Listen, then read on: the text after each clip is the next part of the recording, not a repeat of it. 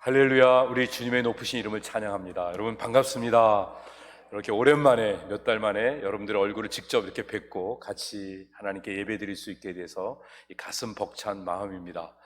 아직 많은 분들이 또 예배에 참석하지 못했지만 본당에서 또 라비에서 그리고 썬룸에서 그리고 바깥의 텐트에서 예배드리시는 모든 분들 다 안전하게 건강하게 하나님 앞에 은혜로운 예배를 다 드렸으면 좋겠습니다. 이제 여러분 만나서 정말 반가운데 우리 정한철 집사님 또 떠나보내야 되는 또 안타까운 마음 또 이제 우리가 또 서로 나누게 됐습니다. 또 원성자 집사님 또 새가족 섬겨주시고 열심히 또 교회 위해서 헌신하셨는데 또 주님 품에 또 먼저 떠나보내드리는 안타까움을 맡게 됩니다. 한국에 가신 우리 정 집사님도 늘 건강하시고 평안하시고 또 원 집사님 떠나보내시고 혼자 계신 우리 양 집사님, 양호동 집사님도 또 늘 평안하고 하늘의 위로로 소망으로 늘 승리할 수 있기를 원합니다. 오늘 우리가 이렇게 함께 오랜만에 만나서 우리 옆에 계신 분들 마스크 써갖고 누가 누군지 잘 모르시겠죠? 마스크는 그냥 착용하고 계시고요. 그러면서 이따가 끝나고 나서 가까이 보면 또 알 수 있을 거예요. 같이 인사를 나누는 시간 갖도록 하겠습니다. 혹시 몰라보더라도 그냥 먼저 반갑게 인사를 나누시면 감사하겠습니다. 반갑습니다. 예, 건강하게 잘 지내시기 바랍니다. 여러분, 지금도 하나님 살아 역사하시고 계심을 믿으십니까? 우리 주님이 우리 가운데 역사하고 계신 것을 우리가 믿음으로 이렇게 하나님 앞에 나와서 예배를 드리고 있습니다. 어떻게 보면 아직은 좀 위험한 요소들이 있음에도 불구하고 믿음을 가지고 이렇게 나왔습니다. 그리고 하나님 앞에 예배 드리는 간절한 마음을 가지고 있습니다. 그리고 하나님의 말씀을 받습니다. 우리가 받는 이 말씀은 영감으로 기록되었기 때문에 1.1획도 또 오류도 없고 또 하나님이 지금도 말씀을 통해 성령으로 우리에게 역사하신다는 사실을 우리가 분명히 믿습니다. 아멘. 이런 믿음이 있음에도 불구하고 또 우리가 신앙생활하면서 혼선을 겪거나 문제가 되어지는 부분들이 뭐냐면요, 이 성경은 히브리적인 사고 속에서 기록이 되었습니다.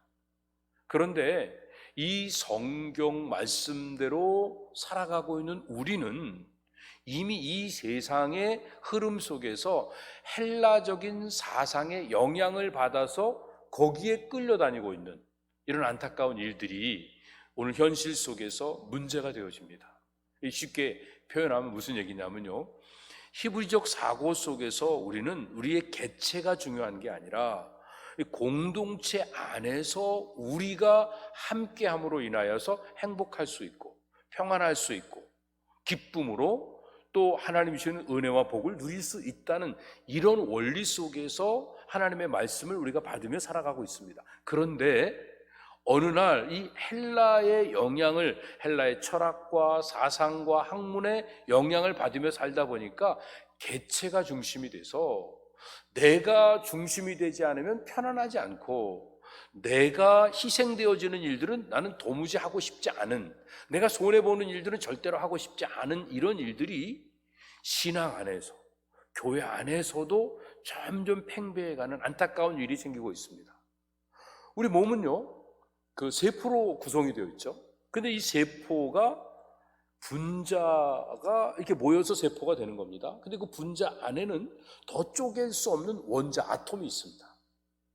그래서 그 개체가 하나하나 이렇게 존재되어지는 이런 것들이 중요시 되면서 실존주의 철학이 나오게 되었고 거기에 영향을 받았던 많은 사람들이 어떤 개인적인 이기적 마음으로 삶을 살아가고 있습니다. 그래서 우리가 뭘 하든지 항상 내 개인의 이기와 욕심을 채우지 않으면 마음의 만족감이 없는 이런 자리에서 맴돌면서 신앙생활도 그런 스타일로 영위를 하게 됩니다. 그러나 성경이 말씀하고 있는 내용이 무엇입니까? 우리의 개체의 중요성보다는 공동체 안에서의 나의 모습입니다.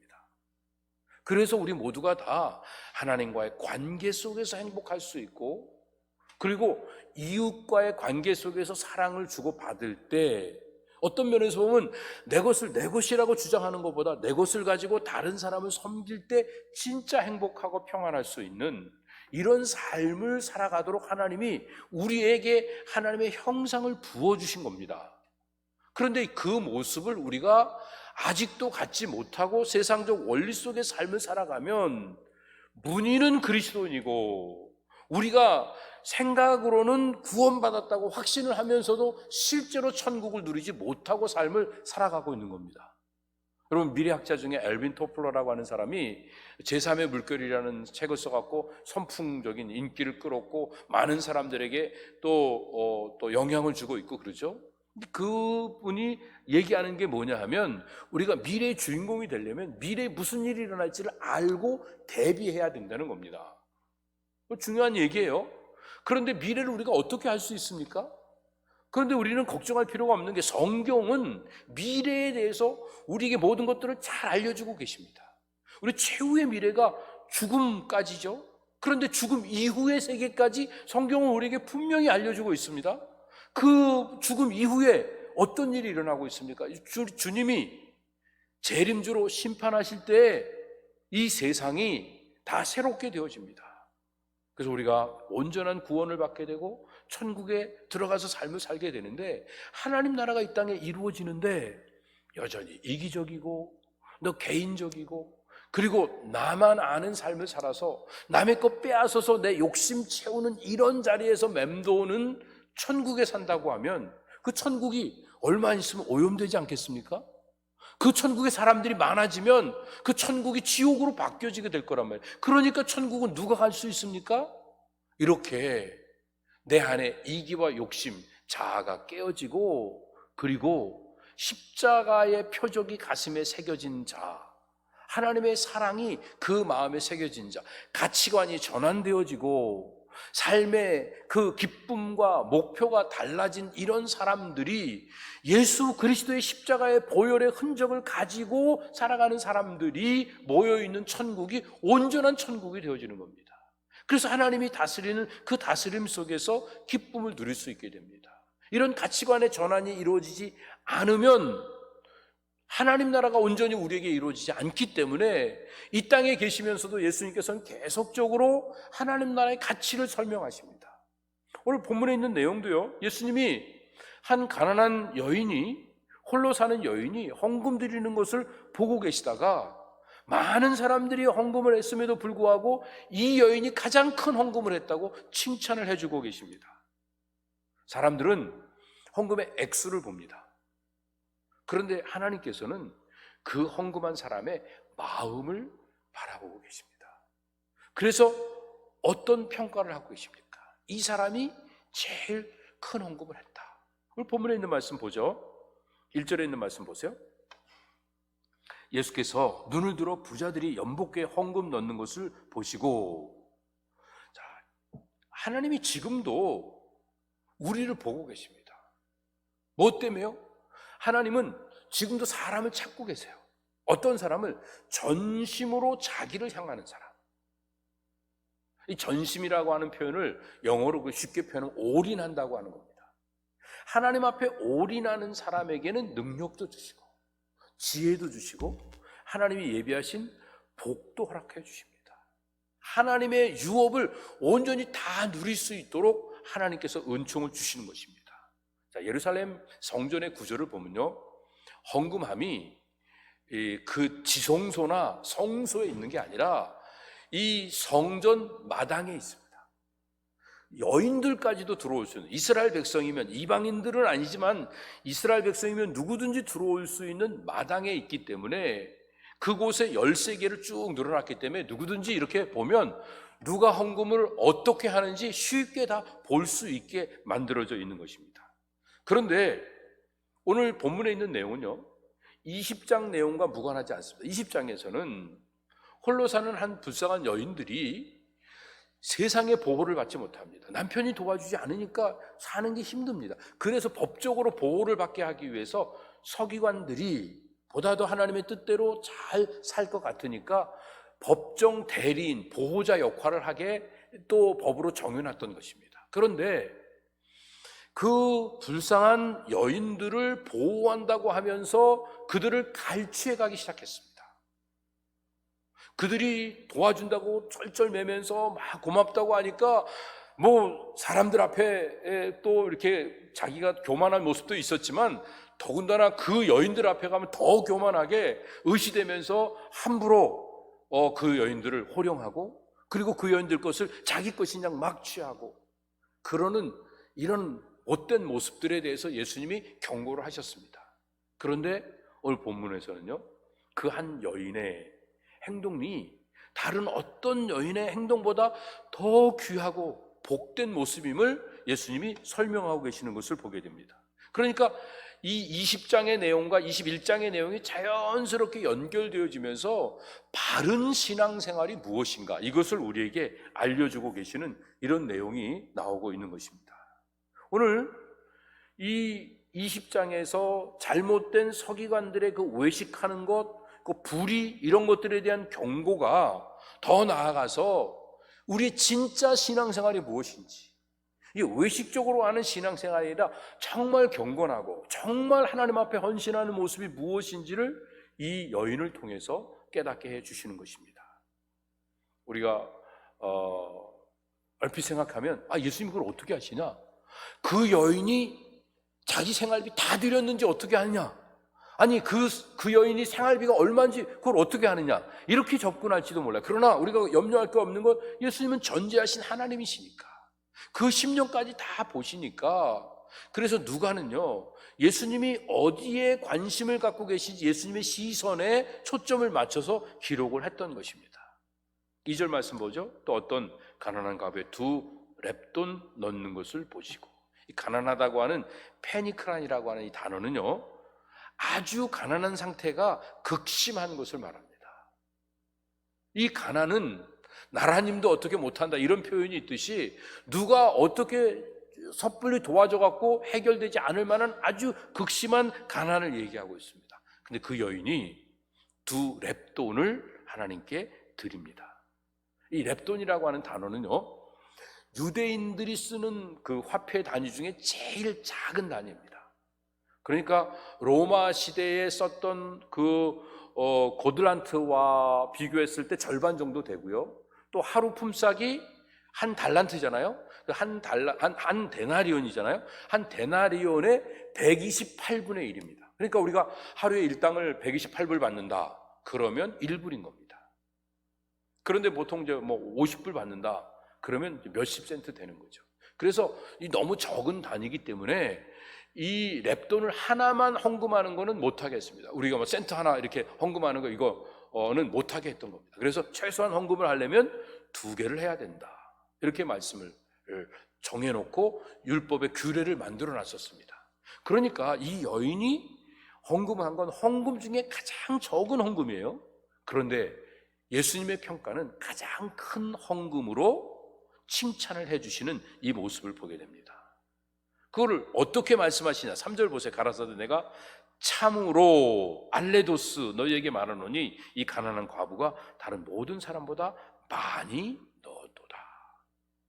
여러분, 예수님이 이 여인의 행한 행동을 그냥 처음부터 말씀하신 게 아니라 헌금을 다 하는 사람들을 다 보시고 난 다음에 쭉 지켜보시다가 마지막에 이 여인이 한 행동이 어떤 것인지 여기서 truly, actually, 참으로 라는 단어를 쓰셔갖고 이 여인을 평가하신 것을 보게 됩니다. 물질적으로 보면 가장 적은 단위에 동전 2닙을 넣은 거예요. 그러니까 제일 적은 헌금이죠. 그런데 예수님은 마음을 보시니까 그 마음에 그 전부를 넣은, 올인을 한 그 모습을 보면서 truly, actually 이 사람이 제일 많이 했다, 진짜 제일 많이 한 사람이다, 이렇게 평가를 하셨던 것입니다. 왜 그렇게 하느냐, 예수님의 평가가 어떤 모습인가 4절에서 우리 한번 보도록 하죠. 같이 한번 읽어보도록 합니다. 시작. 저들은 그 풍족한 중에서 헌금을 넣었거니와 이 과부는 그 구차한 중에서 자기의 있는 바 생활비 전부를 넣었느니라 하시니라. 이 풍족하다고 하는 페리시온토스라고 하는 단어는요, 어떤 것을 가졌을 때 그 양이나 숫자가 엑시드되는, 이렇게 차고 넘치는 거예요. 물을 부으면 물이 그릇에 넘치는 거예요, 계속. 그러니까 부자는 자기 기본을 살아가는 생활비가 있어요. 근데 그 생활비에 넘치는 거예요. 그러니까 생활하는 데는 전혀 지장이 되지 않는 액수 속에서 넘치는 중에서 일부를 하나님께 드린 겁니다.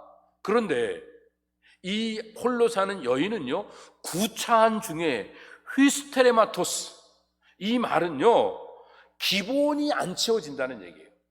생활하는데 턱없이 부족한 돈이에요. 어떻게 살아가겠습니까? 그가 갖고 있는 돈이 그게 1불이라고 해요. 그냥 아니면 50센트라고 해요. 그냥 50센트짜리 2개, 아니면 코로 2개.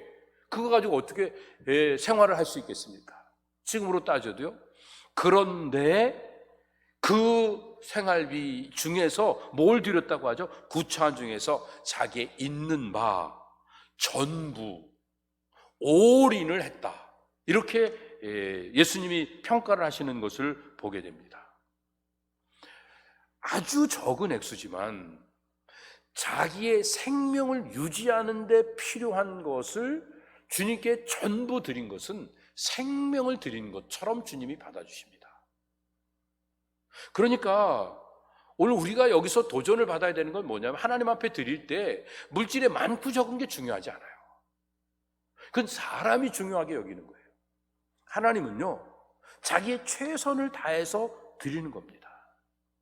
그게 이제 11조입니다. 여러분, 우리의 물질 중에 10분의 1을 떼어내면 모자라죠. 힘들죠. 사는 게 불편합니다. 그런데 그 액수가 내가 한 달에 10만 불을 버느냐, 아니면 100불을 버느냐, 1000불을 버느냐, 이게 중요한 게 아니라 그 중에 10분의 1을 하나님 앞에 띄워드리는 이런 모습, 그 정성을 드리는 이 모습이 중요한 것입니다. 그래서 예수님께서는 어떤 면에서 보면 예수님의 삶의 중심은 복음 증거예요. 하나님 나라를 확장하는 거예요. 그런데 하나님 나라를 확장하는 가운데 예수님의 관심은 복음이 퍼져나가는 것인데, 지금 예수님은 뭘 보고 계세요? 사람들이 연복교회에다가 헌금 넣는 거 하나하나 다 지켜보고 계신 거예요.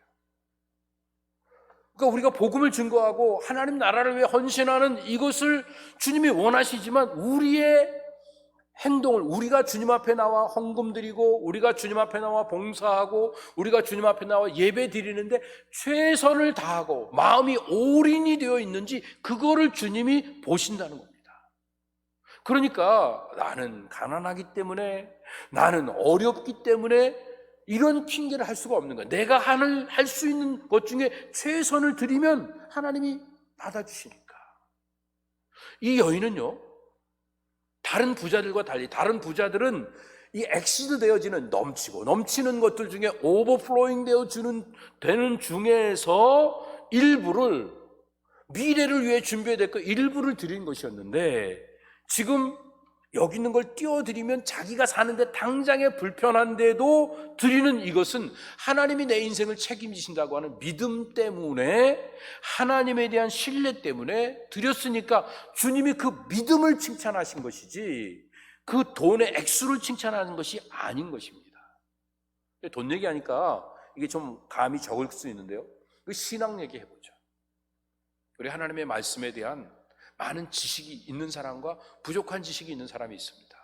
어릴 때부터 성경 공부 열심히 하고 또 훈련 잘 받아갖고 성경에 있는 모든 것들을 다 아는 사람이 있는데, 그런데 적당히 내가 내 마음 편한 대로 순종하면서 살아가는 사람이 있는가 하면, 성경 지식을 잘 모르고 성경도 찾으라 그러면 구약에 있는 거 신약에 찾고 신약에 있는 거 구약에 찾는 이 정도 수준뿐이 안 되는 구차한 모습이지만, 내가 오늘 말씀 들은 대로 순종하기 위해서 자기를 깨트리면서 자기 불편을 감수하면서 그 일을 행하는 사람이 있다고 하면 주님이 누구를 칭찬하시겠습니까? 실제적인 예를 들어볼까요? 로마서 12장 14절에 있는 말씀 보면, 실제 핍박하는 자를 축복하고 저주하지 말아라, 이런 말씀이 있습니다. 그리고 마지막 절에 가면 악에게 지지 말고 악을 선으로 이겨라, 이렇게 말씀하십니다. 성경 잘 몰라요. 성경 공부도 별로 한 적이 없어요. 그런데 오늘 하나님 앞에 나와서 말씀을 들으면서 이런 도전을 받았어요. 누가 날 핍박해요. 날 못 살게 굴어요. 나를 이유도 없이 욕을 해요. 그런데 악으로 갚아주지 않고 오히려 그 사람을 축복합니다. 하나님, 저 사람이 잘 몰라서 그러니까 용서해 주십시오. 저 사람 축복해 주십시오. 그리고 악한 마음 품지 않고 오히려 그에게 웃어줍니다. 그리고 정말 무시를 한 번 더 당합니다. 그래도 하나님 앞에 힘을 달라고 간구하면서 자기를 깨트리며 그 구차한 중에 실천을 해나갑니다.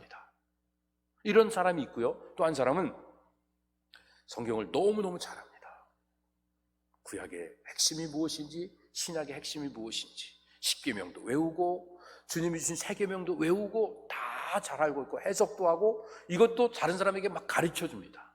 그런데 어떤 상황이 펼쳐졌을 때 저 사람은 이래서 사랑하면 안 되고 또 이 사람은 또 저래서 사랑하면 안 되고, 거꾸로인 거예요. 저 사람은 저래서 이 사람은 이래서, 하여튼 사랑하면 안 된다고 자기 생각으로 기준을 삼고 자기가 판단을 해요. 그리고 자기가 아는 거, 들은 대로 적용을 하지 않습니다. 그랬을 때 주님은 누구를 칭찬하시겠습니까? 누구에게 복을 주시겠습니까? 무엇의 문제일까요? 마음의 문제입니다. 자기 마음에 중심이 내가 돼 있는 거예요. 내 이고가 돼 있는 거예요. 그 사람은 말씀의 열매를 맺지 못합니다. 그러나 하나님의 말씀이 중심되어 있는 사람, 하나님 말씀 앞에 두렵고 떨림으로 서 있는 사람, 이런 사람은요 언제나 아름다운 열매를 맺을 수 있습니다. 여러분 잘 알고 있는 일본의 유명한 사과밭 있죠? 그 사과를 키우던 그 기무라 아키노리라고 하는 그 분이 사과 농장을 해갖고 아주 유명해지게 됐죠. 근데 그가 사과 농장을 경영하는 중에 아내가 병에 걸립니다. 알아봤더니 아내의 병은 농약 때문에, 비료 때문에 온 거라고 하는 것을 알게 됐습니다. 그래서 안 되겠다, 아내를 살리기 위해서는 유기농을 해야 되겠다. 그래서 유기농을 시작합니다. 유기농이 됩니까? 안 되죠. 꽃도 안 피는 겁니다. 벌레가 다 갉아먹고 그러고 마는 거예요. 한 5년 좀 지나니까 이제 포기해야 되겠다. 그랬더니 딸들이 그동안 이렇게 수고했는데 왜 포기하냐 그래서 좀 더 합니다. 그래도 안 되니까 내 인생은 실패했다 그러고 밧줄 들고 산 꼭대기 올라가서 죽으려고 산으로 올라갔습니다. 죽으려고 그래서 그런지 평상시에 안 보이던 게 보이기 시작합니다. 상수리 나무에 도토리가 꽉 차있다. 저렇게 좋은 아주 실한 도토리가 어떻게 있는가 깜짝 놀라면서, 이렇게 벌레도 많고 누가 돌보지도 않는데 어떻게 그렇게 열매가 맺는가. 그러고 봤더니요, 땅을 막 파봤더니 땅이 살아 움직이는 겁니다. 구데기도 있고 벌레도 있고 꿈틀꿈틀거리는 그 땅에서 느끼는 그 생명력, 그게 도전이 돼갖고요 얼른 과수원으로 내려왔어요. 그리고 사과나무 밑을 팠더니 거기는 농약과 또 비료로 죽어져 있는 거예요. 그 땅을 살려야 되겠다 생각을 해갖고 땅에다 콩을 심었습니다. 그 콩 뿌리에 보면 뿌리 혹 박테리아 이런 게 있잖아요. 그게 이제 막 땅을 살리기 시작하는 겁니다. 그래서 하는데 그렇게 하다가 보니까 한 8년쯤 되었을 때, 그때 사과의 꽃이 8송이가 아주 조그만, 사과꽃 조그맣잖아요. 그게 피게 됐습니다. 희망을 보게 되었습니다. 그리고 그 다음에 되니까 하얗게 그 과수원이 사과꽃으로 가득 차게 되었습니다. 그런데 이렇게 결실을 하고 있는 그 큰 결실을 할 때, 그때 갑자기 일본의 역대급 이제 태풍이 오게 되었습니다. 그래갖고 그 동네 사과밭이 다 망하게 되었습니다. 그런데 이 기무라 씨 과수원에 있는 사과는 20%만 떨어지고 80%는 달려있는 거예요. 그 모진 바람에도 다른 데는 나무까지 뽑히는데 이거 그래도 있는 거예요. 알고 봤더니 그 사과의 꼭지가 다른 사과보다 2배나 이렇게 두껍게 있는 거예요. 그런데다가 비료를 안 주니까 양분을 얻기 위해서 그 8년, 10년 동안에 뿌리가 내리고 내려갖고 약 한 20m가 쭉 내려가 있는 거예요. 그래서 그 해에 큰 수확을 얻게 됐고 TV에 나오게 됐고, 그 나온 사과는요 6개월이 지났는데도 그냥 실온에 놔뒀는데도 하나도 상하지 않고 그대로 이제 보관이 되는 이런 놀라운, 이런 좋은 사과를 갖게 되었습니다. 그때 기무라가 깨달은, 그 기무라 씨가 깨달은 게 뭐죠? 이거는 병충의 문제가 아니다. 이건 기후의 문제가 아니다. 땅의 문제다. 이걸 깨달았습니다. 오늘 우리도 이걸 좀 신앙생활하면 깨달았으면 좋겠습니다. 팬데믹 때문에 신앙생활이 힘든 게 아닙니다. 경제가 어렵기 때문에, 가족들이 반대하기 때문에 신앙생활이 어려운 게 아닙니다. 내 마음의 문제입니다. 하나님의 말씀을 받을 때 그 말씀을 그대로 좋은 땅처럼 받아들이면 30배, 60배, 100배가 결실되어집니다. 주님이 내 안에, 내가 주님 안에 있으면 열매는 저절로 맺어집니다. 그런데 우리는요, 자꾸 환경을 탓하고 있습니다. 어렵다, 안 된다, 망쳤다, 실패했다, 실수했다. 여러분 집에 코닝웨어들 다 있죠? 코닝웨어를 만들어내는 돈 스토키라고 하는 사람이 처음에 이 코닝웨어 만들 때요, 유리를 갖다 녹여야 되는데 600도에 녹여야 되거든요. 근데 그게 자동 그 온도 조절기가 망가져갖고 900도가 돼버렸어요. 어디 나갔다 들어와 보니까 완전히 다 녹아서 용광로도 다 부서지고요, 그 안에 유리도 완전히 다 투명해야 되는 유리가 완전히 허옇게 다 변해버리고 말았습니다. 큰일 난 거죠. 그래갖고 그걸 이렇게 끄집어내고 막 청소를 하려고 하는데, 그걸 들어 이렇게 올리다가 이렇게 올라가다가 땅에 떨어졌는데 유리가 안 깨지는 거예요. 그러더니 쇳소리가 쨍그랑하고 나는 거예요. 그걸 보면서 새로운 도전을 갖습니다. 그런데 그가 여기서 좌절하지 않았던 이유는, 이런 실험을 하기 전에 몇 주 전에 어디 세미나 갔는데, 우리 인생에 실패는 없습니다. 실패는 또 다른 기회입니다. 그러니까 이거를 좋은 또 마음을 가지고 다시 도전을 하면 새로운 국면을 맞을 수 있습니다. 이런 챌린지를 받은 적이 있거든요. 그런데 그 실수를 만나니까 적용을 바로 한 거예요. 그래서 이게 또 기회다, 또 새로운 또 재료가 생기겠구나, 그러면서 연구해갖고 코닝웨어 만들어갖고 오늘 우리가 이렇게 잘 쓰는 겁니다. 혹시 지난 또 겨울에 터키 다녀오신 분들, 터키에서 여러분 보셨죠? 그 유리를 이렇게 만들었는데 유리를 갖다가 막 집에 땅에다가 막 집어 던지는데 안 깨져요. 막 망치로 두들기는데도 안 깨지더라고요. 이런 아주 강한 유리가 나올 수 있게 된 것입니다. 사랑하는 성도 여러분, 이제 오늘 우리는요, 신앙생활하면서 신앙의 바른 경제 개념을 적용할 수 있어야 됩니다.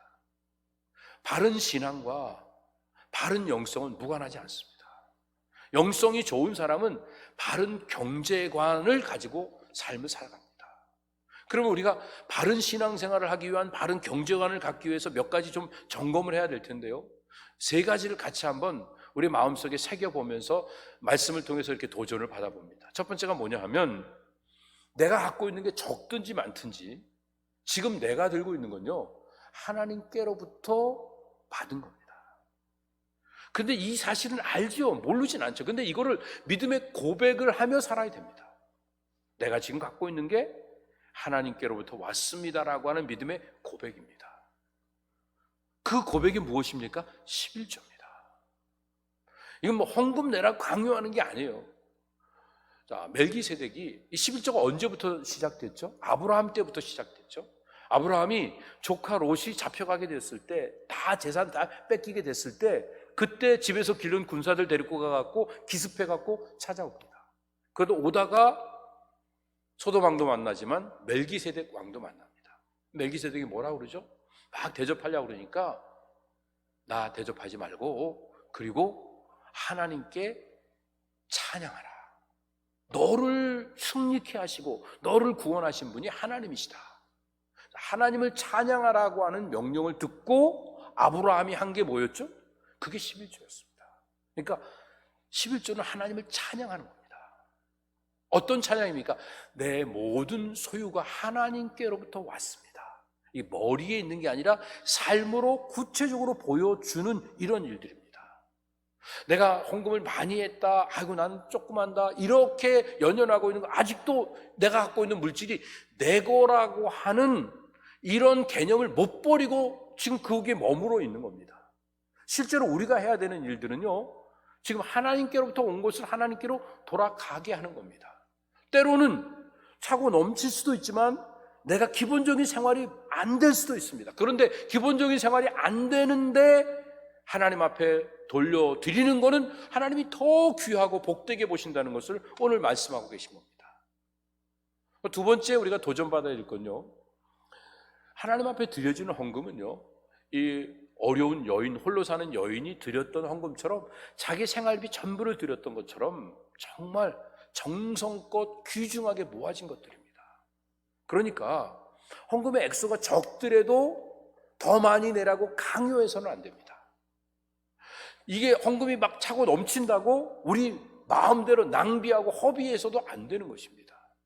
이런 차원에서 그렇다고 우리가 우리 교회 자체를 위해서 쓰면 안 된다, 구제하고 선교하는 데만 써야 된다, 이런 얘기는 아닙니다. 우리가 마음을 모아서 우리 주님의 이름을 높이는데 이 헌금이 쓰여져야 되는 것입니다. 그리고 마지막 도전받아야 될 부분은요, 하나님께 드리고 남겨져 있는 부분도 하나님 것입니다. 오늘 낮게 평가를 받았던 이 부자들의 문제는 무엇이었죠? 헌금을 드리고 나머지는 내 거라고 생각을 했던 겁니다. 그러나 하나님은 그것까지도 하나님의 것으로 온전하게 주님께 드려지길 원합니다. 그렇다고 다 드리라고 하는 게 아니에요. 그러니까 하나님 앞에서 믿음의 고백을, 전체가 하나님 거라고 하는 믿음의 고백을 드리고 그리고 살아가라고 말씀을 하고 있는 것입니다. 자, 이 세 가지 도전을 받아보는데 사실 부족한 게 많죠.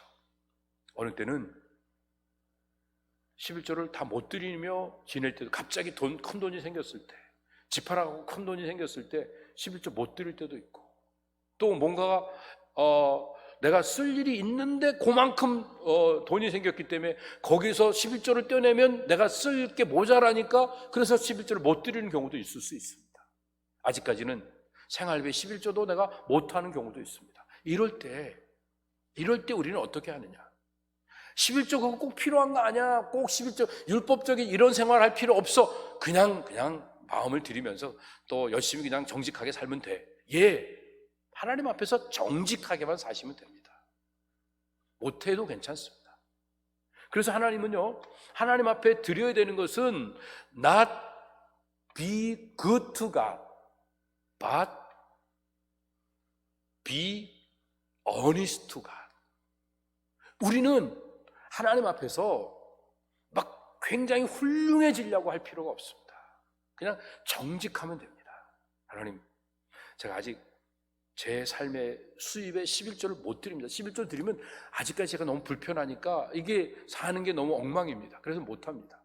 그러나 주님, 언젠가는 할 수 있도록 은혜를 주시고 힘을 주십시오. 그리고 하나님께 도우심을 간구하며 어니스트하게 나오면 됩니다. 또 우리가 저나 우리 장로님들이나 또 우리 재직들은요, 이 정성껏 들어온 헌금을 우리가 잘못 사용할 때도 있습니다. 근데 그때는 그럴 수밖에 없었고 상황이 어쩌고 막 이런 얘기 할 거 없고요. 하나님, 제가 아직도 믿음이 부족합니다. 아직도 하나님 앞에서 겸손하지 못합니다. 지혜가 없습니다. 그러면서 하나님의 도우심을 간구하면서 하나님이 원하시는 쪽으로 사용하기 위해서 자꾸 자기를 비워나가는 이런 모습을 갖는 이런 일들이 필요합니다. 내가 헌금했다고 거기가 끝나는 것이 아니라 나머지도 하나님이 원하시는 대로 쓸 수 있도록 믿음을 주십시오. 하나님, 아직은 제가 10분의 9 가지고 사는 게 아니라 100분의 99 갖고 내가 살고 1%도 내가 하나님 앞에 제대로 못하는 이 어리석고 연약한 모습입니다. 하나님, 불쌍히 여겨주십시오. 이렇게 나가면 하나님 뭐라고 안 그러십니다. 하나님 그 모습을 그대로 받아주십니다. 아무리 내가 많은 것들을 가지고 누구보다 열심히 살고 지혜롭게 살아갔고 굉장한 것들을 손에 옮겨지고 있다고 할지라도 하나님께로부터 왔다고 하는 고백을 드리지 못하면 어느 순간 물거품처럼 다 사라지게 됩니다. 아무 의미가 없어지게 되는 것입니다. 그러나 어떤 상황이 있다 할지라도 이 모든 것들이 하나님께로부터 왔습니다라고 하는 믿음의 고백을 드리는 순간 우리는 전부를 드릴 수도 있습니다. 아니, 분명히 내가 일부를 드렸어요. 그런데 하나님은 전부로 받아주십니다. 동전 2개를 드렸는데 그런데 전부로 받아주시는 겁니다. 우리 인생이 사는 것을 오해하면요, 어떤 사람들은 산다는 건 막 굉장하게 다른 사람보다 성공적으로 살고 많은 것들을 누리고 높은 자리에서 떵떵거리고 살아야 살맛나게 사는 거라고 생각할지 모릅니다. 그러나 생명의 가치를 아는 사람은요, 하나님 주신 생명, 이 생명을 어떻게 꽃 피울 수 있습니까? 서로 사랑하고 서로 용서하고 섬겨주면서 살면 여기 아름다운 열매가 맺혀진다는 것을 알기 때문에, 그래서 우리가 믿음 안에서 삶을 살아갑니다. 세상이 떵떵거리며 막 호령하며 살려고 하는 거고, 그건 우리가 뭐라 그럴 거 없겠죠. 그런데 하나님의 자녀로, 예수님의 제자로 부르심을 받은 우리까지도 그 흐름에 맞춰서 살아가려고 아둥바둥대며 인생을 살다 보면 우리는 행복할 수가 없습니다. 우리는 기쁠 수가 없습니다. 하나님을 사랑하고 그 말씀을 두렵고 떨림으로 받으면서 자기의 마음밭을 옥토로 만들어 가려고 하는 자에게 어떤 복을 허락하십니까? 어제 새벽에 이제 말씀을 드렸지만, 여러분 그 새벽에 그 동영상 한번 찾아보세요. 마지막 부분 보면 이사야 66장에서 하나님 말씀 앞에 두렵고 떠는 마음을 갖고 주님의 교회 사랑하는 자, 예루살렘을 사랑하는 자에게 5가지 축복을 주십니다. 하나님께서 기쁨을 주십니다. 만족을 주십니다. 평강을 주십니다. 위로를 주십니다. 동행의 축복을 주십니다. 그래서 제일 행복한 삶을 살아갈 수 있습니다. 내가 살면서 분명히 십자가를 지고 걸어가고 있는데 그 길 끝에서 주님의 영광을 만나게 되니까 그 자리가 제일 행복한 자리가 되어지는 겁니다. 사랑하는 배단위 성도 여러분, 팬데믹이 이제 점점 지나가고 있습니다. 물론 이제 1차 팬데믹이 오고 많은 사람들이 2차, 3차까지 와야 된다고들 이야기들 하고 있습니다. 그래도 우리는 이 팬데믹 때문에 신앙을 움츠리지 않을 수 있는 이런 믿음의 넉넉함을 갖고 삶을 살 수 있습니다. 왜냐하면 주님은 우리의 마음을 받아주시기 때문에. 경제적으로 점점 위축될 수 있습니다. 또 상황이 점점 제한되어질 수 있습니다. 건강의 문제도 안 따라줄 수도 모릅니다. 그럼에도 불구하고 우리는 주님 앞에 우리가 할 수 있는 최선을 다하는 겁니다. 주님께로부터 모든 것들이 왔다고 하는 믿음의 고백을 드리고, 그리고 작은 것 하나라도 정말 사랑과 정성이 모아진 줄 알고 귀중하게 쓰임받도록 마음과 생각을 모아가고, 하나님께 드리고 남은 것도 주님이 기뻐하시는 일들에 쓰임받도록 하기 위해서 하나님의 미랄로 우리 자신을 들여가는 이런 일들을 감당하기 위해서 오늘도 말씀 붙잡고 씨름하고 내 자신의 연약함을 깨트리면서 돌이켜 회개하는 삶을 살아가게 될 때 어느덧 우리의 돌짝밭 같은 마음이 옥토가 되어지고 가시밭 같은 마음이 옥토가 되어지면서 하나님 말씀 받은 대로 그대로 순종하는 삶을 살아서 풍성한 열매를 맺는 행복한 삶을 살게 될 줄로 믿습니다. 사랑하는 배단위 성도 여러분, 우리는 어떤 상황에도 예수님 때문에 행복할 수 있습니다. 예수님의 말씀대로 순종하면 우리의 삶에, 우리의 미래는 완전한 보장을 받게 됩니다. 아무것도 두려워하지 않고 하나님 앞에 기쁨으로 올인해서 하나님을 기쁘시게 할 뿐만 아니라 우리가 가는 자리마다 하나님 나라를 아름답게 건설해 나가는 배단위 모든 성도들 다 되시기를 예수님의 이름으로 축복합니다. 자비하신 아버지 하나님, 얼마나 어리석고 연약한지 말씀 앞에 설 때마다 이미 다 알고 있는 말씀인데도 실천하지 못하고, 또 나보다 더 못한 사람들과만 비교하고 우리 자신의 최선을 하지 못하는 어리석음을 맴돌고 있는 우리의 연약함을 주님 앞에 깨트립니다. 긍휼히 여겨주시옵소서. 나에게 주어진 십자가 짊어지기 위하여 오늘도 우리의 마음밭을 옥토로 만들면서 내 생각, 내 계획, 내 감정 앞세우지 않고 하나님 말씀대로 순종하는 발걸음을 한 걸음 한 걸음 옮기면서 내게 주어진 십자가 외면하지 않고 끝까지 묵묵히 주님을 따라가다가 그 길 끝에서 주님을 만나서 주님의 영광에, 주님의 잔치에 참여하는 배단위 모든 성도들 다 되도록 함께하여 주시옵소서. 이 팬데믹이 빨리 지나가게 하시고, 그러나 빨리 지나가는 것보다도 이 팬데믹을 지나면서 온전히 주님을 만나 주님께 가장 아름답고 귀한 것을 드리면서 주 안에서 승리로운 삶을 살아갈 수 있는 우리 모두가 되기를 간절히 구하오며 예수님의 이름으로 기도드립니다. 아멘. 함께 자리에 일어나셔서 찬양 올려드립니다.